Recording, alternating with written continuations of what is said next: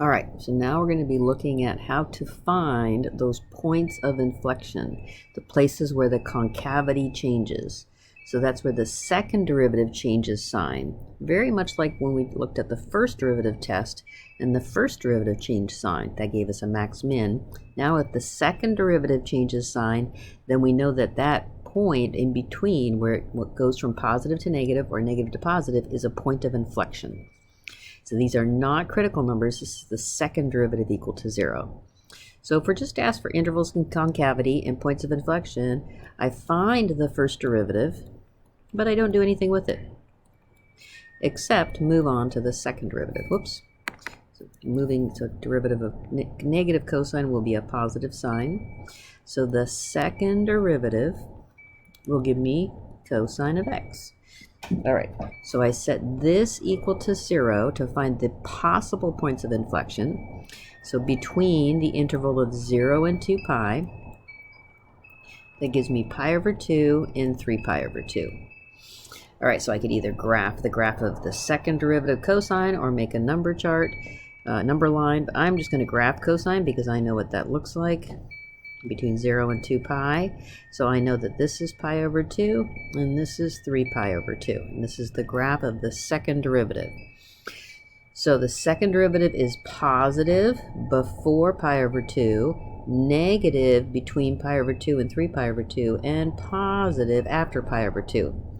So where the second derivative is positive is where the graph is concave up. So I will include 0 to pi over 2, and from 3 pi over 2 to 2 pi. And where the second derivative is negative is where the graph is concave down.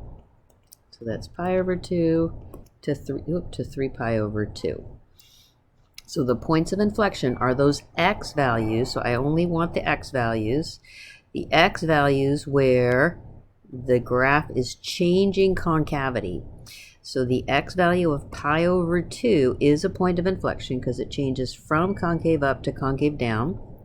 And the x value of 3 pi over 2 is a point of inflection because it changes from concave down to concave up. So you're not looking at the shape of this graph, you're looking at the sign changing from positive to negative and from negative to positive. All right, same for this one. Let's go right to the second derivative. So 4x cubed minus 4x. Oops, that's just the first derivative. Sorry about that. And then the second derivative will be 12x squared minus 4. All right, so I'm going to set this equal to 0. So I get x squared is equal to 1/3.